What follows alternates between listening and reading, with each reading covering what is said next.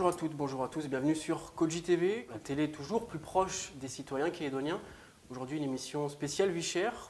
Première question toute simple, dans un contexte économique mondial très fébrile, la Calédonie a-t-elle été épargnée par la crise? La Nouvelle-Calédonie a beaucoup plus de chances qu'un certain nombre d'autres pays parce qu'elle a été épargnée par la crise et parce qu'elle a maintenu un niveau de croissance de son économie et de ses richesses que beaucoup d'autres pays nous envieraient. Mais pour autant, il y a en Nouvelle-Calédonie des problèmes structurels extrêmement importants, des déséquilibres extrêmement lourds qu'il faut absolument régler. Oui, puisque la Nouvelle-Calédonie, comme tout le monde le sait, vit de son nickel. Et la période donc, qui a marqué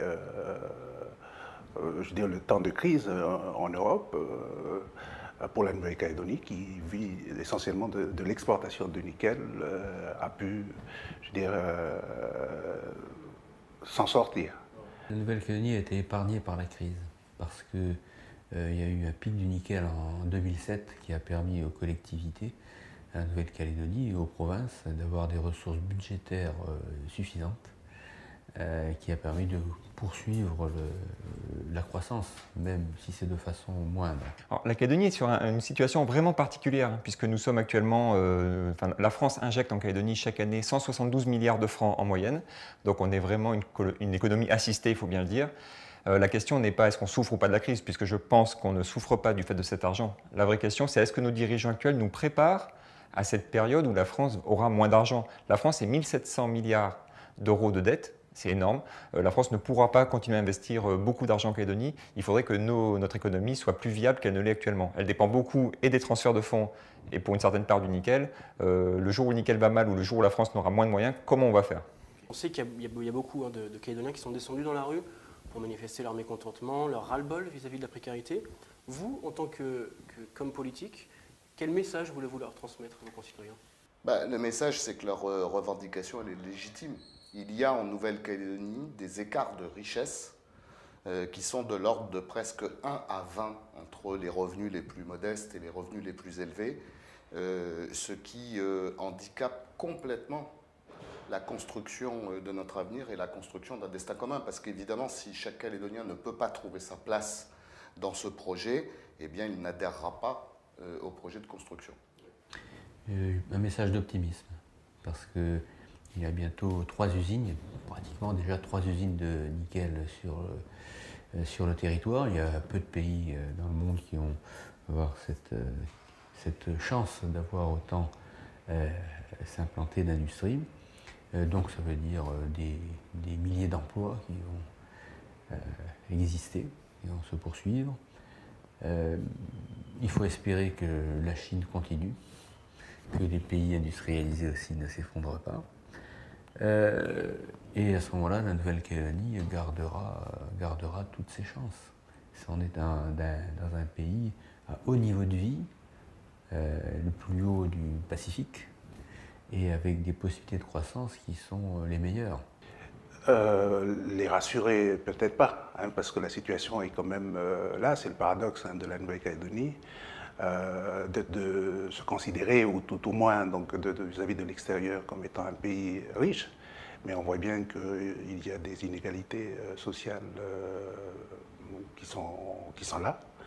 Je crois que le problème de fond se pose à l'endroit de la répartition de la richesse. Déjà, je veux leur dire qu'ils ont raison. Il y a une légitimité dans leurs attentes. Actuellement, depuis même plusieurs années maintenant, la vie est chère, effectivement. Les prix certains sont exorbitants. Et malheureusement, on ne leur propose que des mesurettes, des éco-produits, des produits, vous voyez, des petites choses, c'est des pansements sur des jambes de bois. On parle justement des Calédoniens. En matière de vie chère, on va prendre 3 axes principaux qui préoccupent justement les Calédoniens. On a l'emploi, le pouvoir d'achat et les inégalités de richesse. On commence par l'emploi. Il y a beaucoup de jeunes qui ont du mal à trouver du travail. Le taux de chômage est particulièrement élevé, surtout chez les moins de 25 ans. Que faut-il faire vraiment en matière de lutte contre le chômage en Nouvelle-Calédonie? D'abord, il faut améliorer les processus de formation parce que la première cause du chômage en Nouvelle-Calédonie, c'est l'inadéquation entre l'offre et la demande d'emploi du fait de demandeurs d'emploi qui n'ont aucune formation. Donc ça renvoie aux problématiques du taux de réussite dans le système scolaire et de la qualité des formations qu'on est capable ensuite de délivrer. Donc il faut d'abord s'attaquer à la racine, C'est ça. Et puis ensuite, il faut générer une activité économique et des créations d'emplois qui permettent évidemment chaque année d'avoir une adéquation, là aussi, entre l'offre et la demande. D'abord, il faut qu'ils aient des qualifications, parce que les jeunes qui ont des qualifications ne connaissent pas le chômage. Ce sont ceux qui sont sans qualification, qui ne trouvent pas d'emploi. Donc la première des choses, c'est d'améliorer la formation. Et on voit que malgré les milliards qui ont été dépensés chaque année en matière de formation, il n'y a pas d'adéquation entre les offres d'emploi et les demandes d'emploi. Ensuite, ça veut dire aussi que, comme il en restera malgré tout sans qualification, il faut quand même leur trouver des emplois à ceux-là. Et on a deux industries, si je puis dire, à part le nickel, parce que le nickel demande des personnels qualifiés, que ce soit pour l'usine ou pour sa maintenance, etc. Il faut du personnel qualifié. En revanche, dans deux autres filières importantes que sont le tourisme et l'aquaculture, par exemple, là, il n'y a pas besoin de qualification. Le problème, c'est que c'est le coût du travail. Donc il faut que ces entreprises soient compétitives parce qu'elles sont confrontées à la concurrence internationale. Je crois qu'il faut agir. Il y a deux leviers. Je pense que c'est d'abord le premier niveau, c'est au niveau de l'éducation. Je crois qu'on se rend compte qu'aujourd'hui, 50% des jeunes qui sont demandeurs d'emploi n'ont pas de diplôme. Je crois qu'il faut impérativement rendre notre système éducatif plus performant et surtout ajuster, on va dire, un petit peu les filières, les diplômes par rapport donc, à l'emploi. Bah écoutez, les jeunes, en fait, déjà ce que je voudrais leur dire, c'est un message, c'est actuellement la période est favorable, à mon sens, pour justement se lancer dans l'avenir. Il faut vraiment que les jeunes soient ambitieux dans leur perspective et qu'ils n'hésitent pas à faire des belles études. Une fois que leurs diplômes sont acquis, il faut aussi qu'ils n'hésitent pas à se délocaliser, se nommer à partir en brousse. Je vois par exemple sur Koné actuellement beaucoup d'opportunités. Et aussi, pourquoi pas, être capable d'être mobile professionnellement. On a une formation dans un domaine, il faut être capable de se recycler professionnellement et de saisir les opportunités. Le pays permet justement ceci pour les jeunes. Après, ce que je voudrais vous dire, c'est que pour que l'emploi soit dynamique pour les jeunes et les moins jeunes, ce qu'il faut, c'est que l'économie soit saine. Et à Convergence Pays, justement, on travaille beaucoup sur la viabilité de notre économie. On est très sensible justement à sortir un peu de l'assistanat, puisque les partis en place nous font une économie assistée. Et on voit par ailleurs des entrepreneurs qui ne sont plus capables de créer une société s'ils n'ont pas la défiscalisation, les exonérations. Pour les mines, on a inventé le pacte de stabilité fiscale, etc. Et finalement, les vrais entrepreneurs n'ont pas le bon tissu économique à notre sens. On est plutôt pour favoriser, par exemple, réduire les frais téléphoniques, améliorer les réseaux, les routes, tout ce qui permet justement les transports, tout ce qui est en fait structurant dans une économie. Voilà. Que pensez-vous d'un rééquilibrage économique? Faut-il avoir une fixation des prix peut-être? Il faut faire en sorte que les besoins basiques des Calédoniens ne consomment pas la quasi-totalité de leurs ressources disponibles. Parce que vous comprenez bien, et tout le monde le comprend, que si on consacre la totalité de son budget à simplement se nourrir et à se loger, il y a quand même quelque chose qui ne fonctionne pas dans le système. Or, on sait que nous avons ici en Nouvelle-Calédonie un niveau de cherté de vie, un coût des prix qui est totalement exorbitant et qui n'est pas en rapport avec ce qu'il devrait être. Et tout à l'heure, vous parliez du transport, du logement, je crois, et de... Transport, logement, alimentation. Alimentation. Ce qui nous inquiète vraiment, c'est le logement. Et notamment pour les jeunes Calédoniens qui se lancent maintenant avec... certains ont des bons salaires, etc., mais toujours une très grosse difficulté pour acquérir du foncier d'une part, ou pour tout simplement se loger, un loyer ou acheter une maison. C'est extrêmement difficile. Il faut vraiment qu'on travaille sur ce concept-là. Le logement, c'est vraiment quelque chose qui nécessite une vraie politique publique à l'échelle du pays. Quand on regarde un petit peu les études qui ont été faites sur le sujet, on voit que ce sont d'abord les produits de consommation qui représentent le pourcentage le plus important. Donc, dans ce cas, un ménage, une famille. Donc on sait que le logement représente 17% donc de l'indice donc des prix. Mais et là encore, donc la question donc, du logement, quand on voit un petit peu ce qui se passe autour, notamment de Nouméa, c'est un problème. Parce que, précisément, les gens n'ont pas les moyens de s'offrir un studio. Et donc la seule vraie solution, c'est la concurrence. Et en Nouvelle-Calédonie, il n'y a pas assez de concurrence.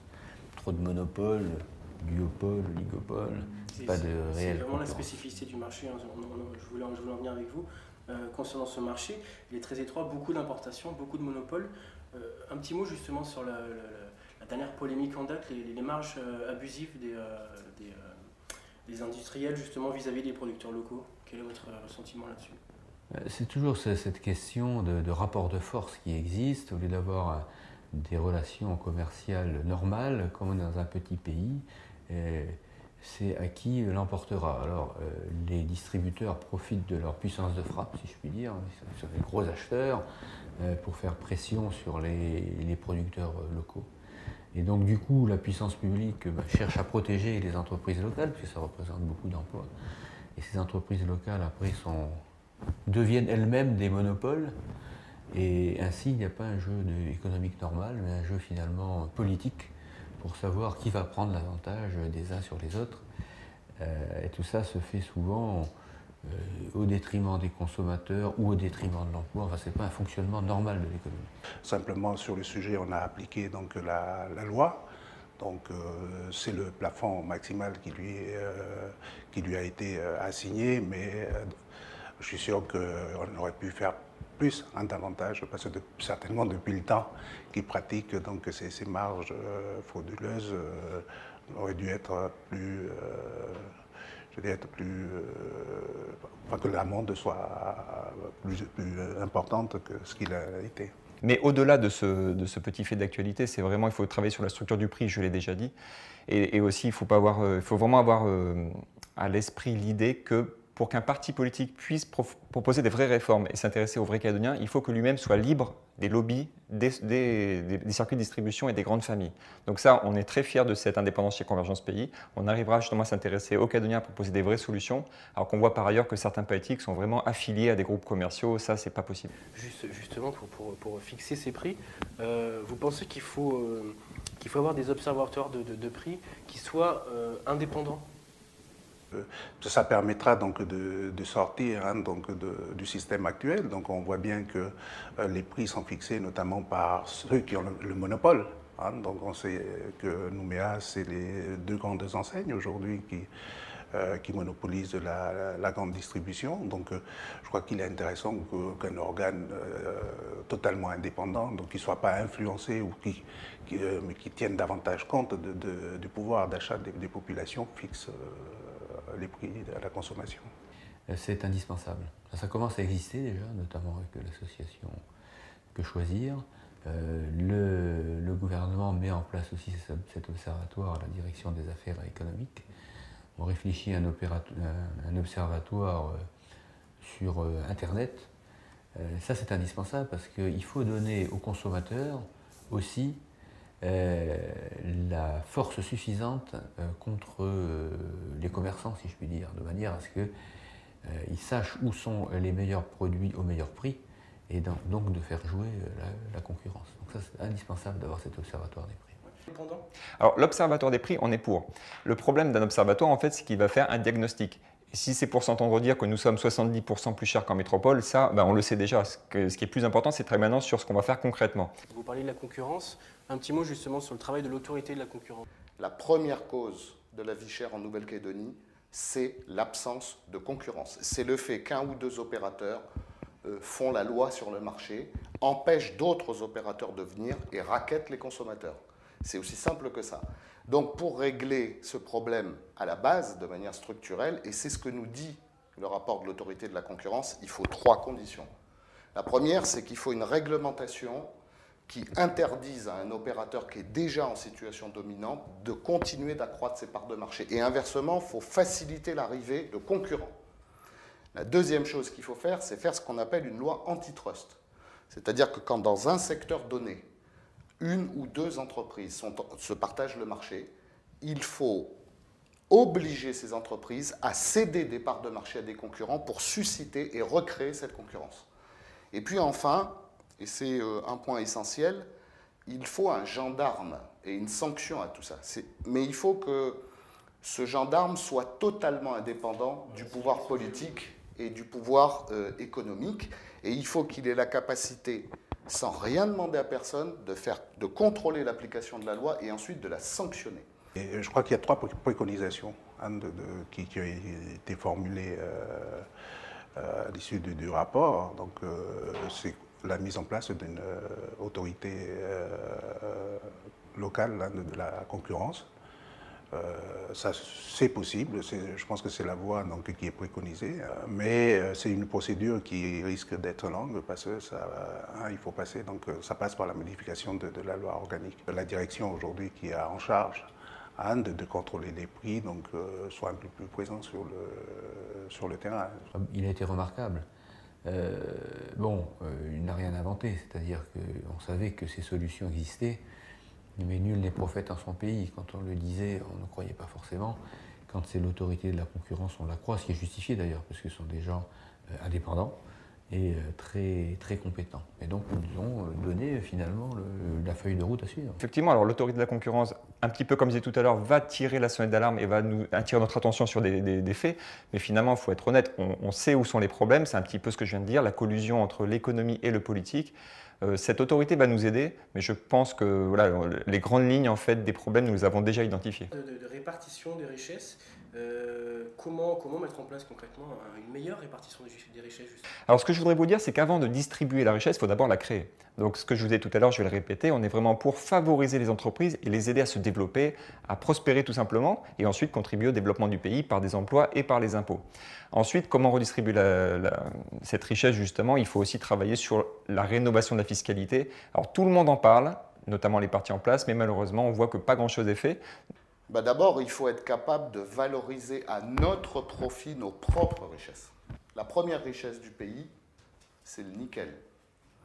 Sauf que le nickel a historiquement été exploité par des sociétés dans lesquelles les intérêts calédoniens étaient soit inexistants, soit totalement minoritaires. Donc notre premier devoir, c'est de faire en sorte que l'exploitation de nos propres richesses naturelles profite plus au pays.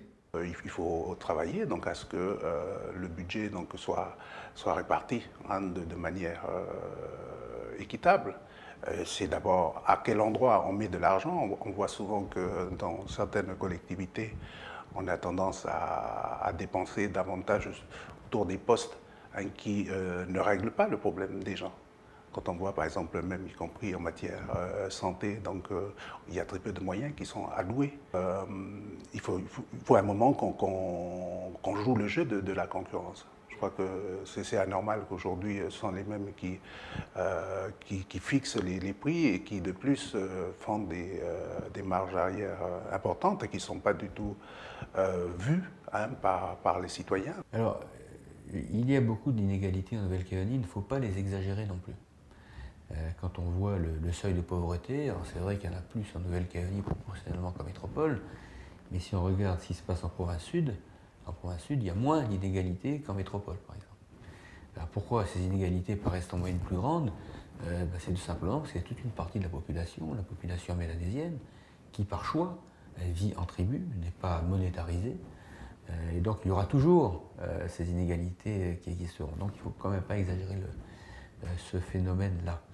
Stéphane Enoch, comment expliquez-vous qu'en Nouvelle-Calédonie, tout prenne plus de temps?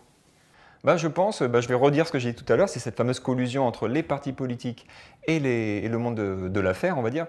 On voit que finalement, ceux qui ont le pouvoir de changer les choses n'y ont pas forcément intérêt. Et malheureusement, je crains que sans renouveler le paysage politique, on ne pourra pas faire les réformes structurantes. On a tous vu ce qui s'est passé avec les grandes manifs syndicales sur la vie chère, les grandes promesses, et finalement, rien n'aboutit. Même la TVA qui faisait consensus, finalement, on n'arrive pas à avancer. Alors, je ne sais pas si c'est une spécificité calédonienne, mais je crois que les périodes des années 80, donc avec les événements, etc., donc ont marqué d'une certaine manière la mentalité des populations ici, et en particulier des politiques, en ce sens qu'on est plus préoccupé, je veux dire, par la chose politique, pour ne pas dire parfois, pour certains, donc le pouvoir, et on est moins porté sur la chose publique. Forcément, c'est compliqué. Mais ensuite, je crois que si d'une part les citoyens s'impliquent et d'autre part les acteurs politiques ont une réelle volonté de faire avancer les choses, le pays évoluera dans le bon sens. En tout cas, je suis plutôt optimiste sur ce sujet-là. Je ne crois pas forcément. Là, il y a un problème institutionnel de toute façon en Nouvelle-Calédonie qui est le fait d'un gouvernement collégial. Donc ça veut dire qu'il faut à chaque fois obtenir un consensus. Et comme il y a des opinions qui sont extrêmement divergentes suivant les partis politiques, notamment en matière économique, plus ou moins libéraux, plus ou moins socialisants, etc., avec des points de vue différents en matière fiscale, de réglementation, eh bien, avant d'arriver à un accord, ça prend effectivement plus de temps.